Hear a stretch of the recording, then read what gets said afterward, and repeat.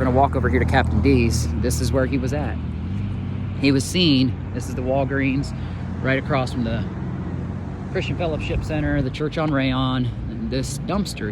The photograph has, somebody took a picture of him, and he was walking right past here, and he was going this way. And I live very close to here. So we don't know exactly where he's going, and that's what, apparently from my understanding, he don't actually have a place to go. For all I know, he could be literally right in here. It's a little creepy, right? So, but yeah, I don't know. He was photographed eating in here and everything, and I'm not saying do anything bad. I'm really not. I mean, until the police do something on their end, you know, it is what it is. But just be safe, be vigilant, because, you know, there's a lot of murders that have been happening here lately. Men are getting away with murders of women, and I don't stand for it. I'm really, really pissed off about what's happening in this city right now. Not just with this case, but with a lot of things.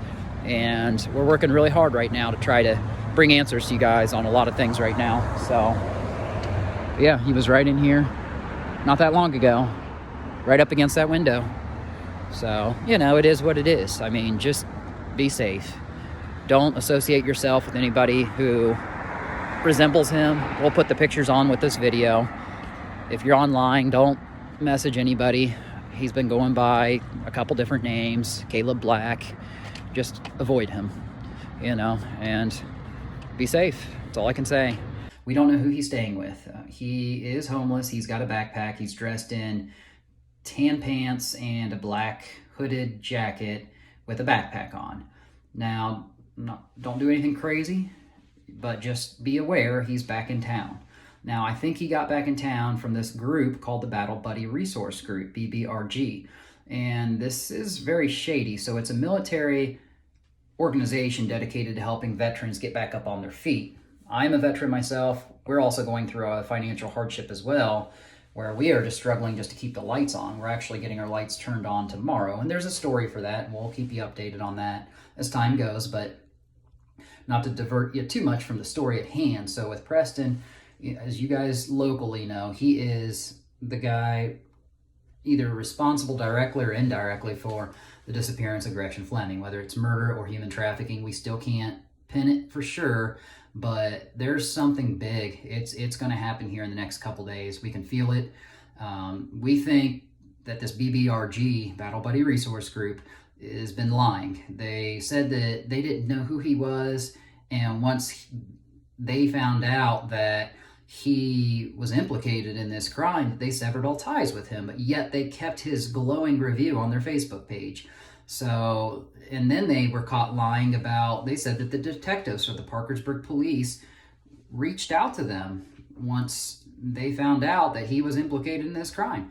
And somebody contacted Detective Zimmerman today, and he confirmed that was not the case, that this group did not reach out to him. So they apparently are lying and they're covering it up. Well, on their TikTok, they announced 7 days ago that they are actively searching for Gretchen Fleming. So here's what we think. We think that Preston Pierce, formerly known as Daryl Lott, confided some type of information to the Battle Buddy Resource Group, and that they may know some information that we don't know, that the police don't know, and they are now here in Parkersburg is what we believe.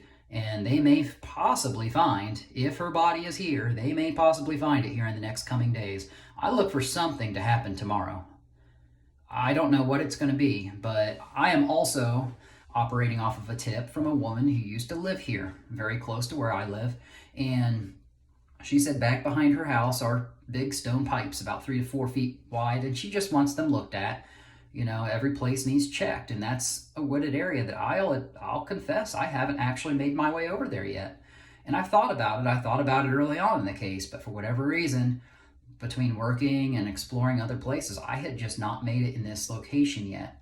And it's all proximal to where not only he used to live here on south end of town when this all happened on Division Street Extended, but come to find out, she didn't realize it. She used to be neighbors with him, and this is off of Niagara Street. And he used to live at 1609 Niagara Street. So I'm going to check it out tomorrow. I'm going to go live stream for you guys. We're going to find out what happens, because I have to now be safe with him back in town. He it has to be assumed he carries heat. He was seen selling gun cases on Facebook Marketplace right after the disappearance of Gretchen back in December, and he is a veteran, so I know that he owns guns. But other information that applies to this case recently that you guys haven't really kept up on yet, and that's new, is that he has been homeless. So we reported, last we knew, he was living with his sister, Judy Bonnet, who is married to Ed Bonnet, and they live on Route 47, very close to WVUP, West Virginia University, Parkersburg.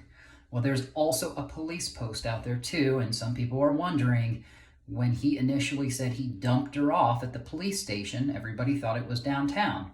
Well, what if it was he dumped her body off out behind that police post? We don't know. But there are a lot of tips that we're operating off of, and believe you me, we are as invested as everybody could be on this case. Now, there's a lot of corruption going on, and I'm not going to dive into that on this video.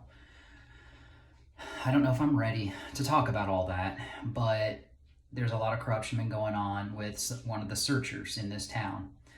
Not necessarily with this person, but what has been done to her. And we'll probably update that later on. I don't know. But right now, we need to focus on the task at hand. And the only thing that matters is finding Gretchen or some kind of evidence that points to a possible arrest of Preston. I mean, if he's done this, he needs to be held responsible. And he's not getting a warm welcome back in this city, and that's honestly the way it should be. Now, I'm not saying do anything crazy. I'm not saying perform a crime. Not at all. You know, until they do something with him in this case, he is a free man, like it or not. And, you know, it is what it is, but I'm just hoping that nothing wild happens if he happens to run into me, because he's seen my videos, he knows what I've done, and he knows where I stand, and I stand for justice, and the truth is going to come out one way or another. So I look for something big to happen here in the next day or two. I'm going to try to go out and about, and we'll see what I can uncover. I've got a little bit of time now, the next couple days, so wish us luck, and like we always say, Godspeed, and we'll talk to you guys later. Be safe, we love you, and let's just hope for a positive outcome in all of this. Talk to you later.